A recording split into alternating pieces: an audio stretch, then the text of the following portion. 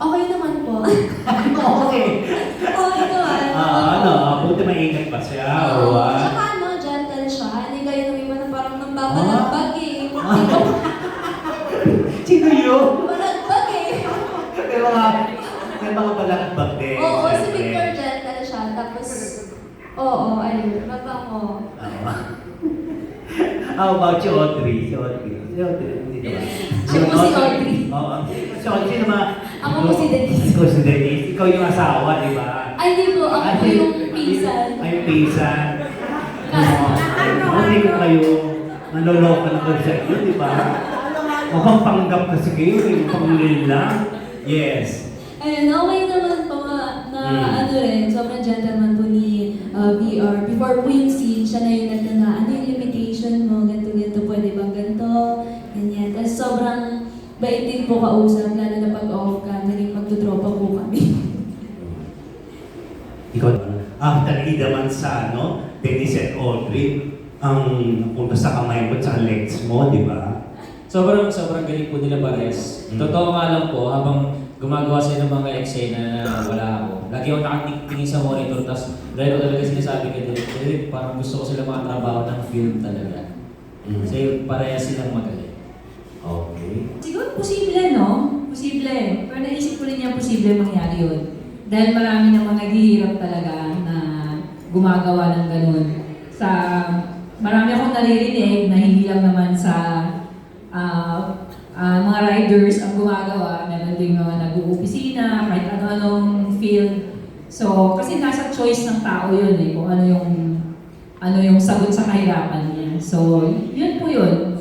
Malamang ano po yun, kasi dati kasi direct, di ba, nakita ko yung yung lalo na yung pandemic. May mga na-riders ng Grab na pogi. Di ba, nati-TikTok pa sila, nakikita ko po pogi. Sabi ko, Grab driver ba ito mga to? Ako pogi. At sa babata. So, malamang may mga offers din silang natatanggap. So, hindi ko lang nakikita, pero malamang meron. Yan. I do believe. Na-curious ka. Na-curious ako, pero hindi ko pa na-try. Hindi mo i-try. Hindi ko lang group chat eh. Huwag ka naman iyak. Ako! Hindi ko lang nag-group chat. Diyos ko, single pa naman ako. Patulong ka kay Derek. Kung girl ako dyan eh. Ano sa akin, mag-message sa akin sa day mismo ng shoot. Nagulatan lang po kami. Ayan, nagulat po ako, mismong day ko rin po nabasa yung script and nabasa ko po na sobrang ganda nga po nung story and na-excite po ako kasi first time ko po makakatrabaho si Direk Roman. Ayan, matagal na po namin pag-usapan na gawa na first time po talaga namin makapag-work and nakita ko po yung way ng pag-work ni Direk Roman. Sobrang chill lang and sobrang saya sa set. Yeah, feeling ko may pinalitan si Derek. Yeah, ano naka-white, si Audrey. Kaya mabuti mo na lang yung malabo kasi mata ko. Kinala ko talaga kayo. Audrey. Malabo mata ko. Audrey. Oo. Di ba, pinanood ko si Audrey, di ba? Yes, Audrey. Can you please repeat the question? Ay, hindi mo kasi, honestly, Audrey, hindi ko pwedeng ulitin. Kasi kung nakalimutan ko na yun. I-reviewin ko na nga lang later sa yes. Nung malaman ko about sa character ni Grace, which is yung asawa ni VR noon, happy ako kasi ang layo niya dun sa first movie ko sa Viva Lassie. Sa Pantasya, si Audrey na dominant, ganyan, astig, cool. Tapos dun kasi sa parang batang ina na alipin sa gigilid, yung gano'n. Yung inaapi-api, so sobrang nanibago ako. Tapos may kwento ako kasi dun sa mismong set, kasi mahilig ako sa lashes na super kapal, parang kasing kapal ng kalistang mo, gano'n. Tapos pagdating dun sa set, sa makeup room, as in binunod siya isa-isa. Dinanggal talaga yung pilik mata ko. So sabi ko, wow. Ayun, di ba klaseng experience siya, ganun pala pag inaapi, na-try ko rin. Masaya. Bongga ha? Hindi mo pa mabuti yung question, pero ang haba ng sagot. Pero, yeah, sige, dito tayo sa next guy. Malabong mata ko, pakisabi po. Si Juan Mendoza po. Actually, ako po kakalib ko lang po doon sa group. Nung Ayun po, so yun nga po, ano lang, masaya po ako kasi nung nabigay po sa akin yung gantong project ni Direk Roman. Ayun nga po, may mga kakilala rin po kasi ako na ganyan din po yung trabaho. Pero syempre, kanya-kanya po tayo discover sa buhay. So hindi ko naman po sila ginajudge. Actually, gusto ko nga rin po mag-apply if ever. Hindi naman. Ayun lang po. Yan, yung next natin. Hello po, ako po si Victor Relosa. Ay, tama. Sabi ni Irving kayo si Victor Reynoso. Sure ka? Ayun, sigurado ito. Ay, sabi ko sa kanya, sure kami na nagduda siya. Pero ngayon, ito ka talaga yun. Nung sinabi ko sa akin ni Direk na gagawin yung parang project, hindi na po ako nagtanong kasi parang si Direk Roman yung parang comfort zone ko sa Vivo eh. Kasi alam naman po yata ninyo na sa kanya ako pinakamaraming ginawa. And si Direk Roman kasi ugali niya na handpin niya lahat, artista, yung script, yung location, lahat pinapakailaman niya. Kaya pag kay Direk Roman, kumbaga, komportable ako na okay lahat ng mangyayari kaya hindi na ako nagtatanong. Ako yung medyo takantado, so dito misteryoso tao ako na talagang hindi mo alam kung anong pumapasok sa utak ng tao to. Pero iniisip mo dito. So, ganun siguro yung gusto ni Direk Roman na maging versatile ako. Yeah. Hello po, ako si Jella Cuenca. So at first, tinawagan ko ako ni Boss B kung payag daw po ba ako na makawork ulit si Direk Roman. Of course, wala nang tanong-tanong pa. Sabi ko, oo naman po boss, gano'n. And after nun, tinanong ko agad yung project and chinat ko po si Direk Roman at tinanong ko yung kung ano yung hindi.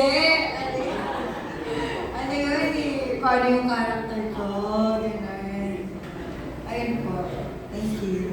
Okay, Ben. Sa akin po, parang ito yung last episode na parang hapon lang. Kasi nag-shoot na yung iba ko. Ito yung ginagawa pa yung story ko nito. Kaya parang, nung nalaman ko naman yung character ko na parang investigador, tapos misteryoso din parang na-excite din ako kasi challenging din, tsaka bago sa akin yung role. Yung po, Apple D. Ako naman po sobrang happy nung nalaman ko si Direk Roman po yung sa halo-halo. Kasi first time ko makawork si Direk Roman. So, nag-text po sila sa akin na I have halo-halo. So, OMG, Direk Roman, finally makakawork na kita. Tapos, yung character ko naman is kabit ng asawa ni Jelay. Parang first time ko na gano'n yung role na medyo villain na parang uutusan ko siya na, hindi matusan, parang dedemonin ko isip niya na papatayin niya dahil yung asawa niya. So, maging magkasama na kami together. Pero yun, panoorin niyo po, ang ganda. Thank you po. Cute. Ayan. So, ako naman, nung nalaman ko na may project ako with Direk Roman, syempre una, na-pressure ako kasi magaling yun sila. And parang first time ko na, ayun, part ng mga release. So, ayun, na-pressure talaga ako. And then, nung nabasa ko yung script, lalo ako na-pressure kasi puro iyak yung nandun. Sabi ko, hindi ako marunong umiyak. Kaya ko maghubad, mas madali yun. Kesa umiyak. So, na-pressure talaga ako ng tao. Tapos sabi pa na talaga, oh, maganda yung ano mo, role mo, galingan mo. Lalo ko na-pressure doon. So, 1 month ako na-stress, tapos na-move pa na-move yung shoot. Sabi ko, hala, depressed na ako ng 1 month. Kasi yung role doon, mabigat talaga siya. As in, drama yun. Ayun. Tapos, may scene pa ako doon. Alam mo, spoil eh. May scene ako doon na sobrang bigat. I have trauma kasi I'm almost a victim of it. So, dala-dala ko yun. And nung nabasa ko yung script, nagagawin ko yung scene na yun. Sabi ko, paano ko siya i-survive? Paano ko siya gawin? Paano ko i-ramos?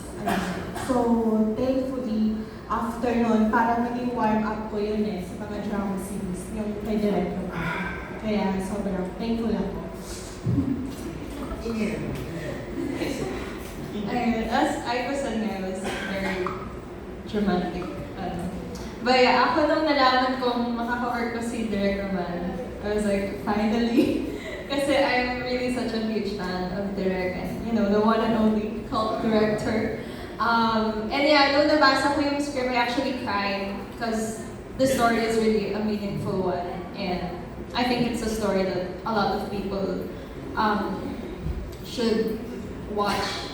And it's super na-attach ako sa role ko dito. And sobrang happy ako na naging part ako ng project na to because it's really such a great story. And I was so happy to be able to work with Derek and the whole team and the cast. My co-stars were amazing. So yeah, I hope magustuhan niyo yung episode na. Ayun no, ako naman po si Roy Carmelo. And syempre sobrang saya ko nung kinasali ako ni Direk Roman. Alam naman ni Direk Roman, lagi akong go sa mga role. And pero ito yung pinakamasayang role na natanggap ko from Direk Roman dahil ito yung pinakamalaki, I think, so far. Kumpara sa Shush Direk, Hindi, sabi ko na Direk, masaya. Sobrang saya ako dahil ang ganda ng exposure ko dito and very, yun nga, gaya po na sinabi ko kanina, ang ganda ng development ng character. And then, basta, nilaro ni Direk ang ganda ng kinalabasan ng character ni Green. And of course, yung mga, co-artists ko, very wonderful actresses. Dahil talagang, for example, si Aiko naka-work ko din sa Harry Parot. Pero next time na yun. And then, ito naman si Ataska, naka-work ko of course sa Bisho. And alam ko yung capabilities sila both. And sobrang tuwa ako na nakatrabaho ko sila dito sa Alhalex. Ayun lang, very grateful and very happy din sa natanggap ko. And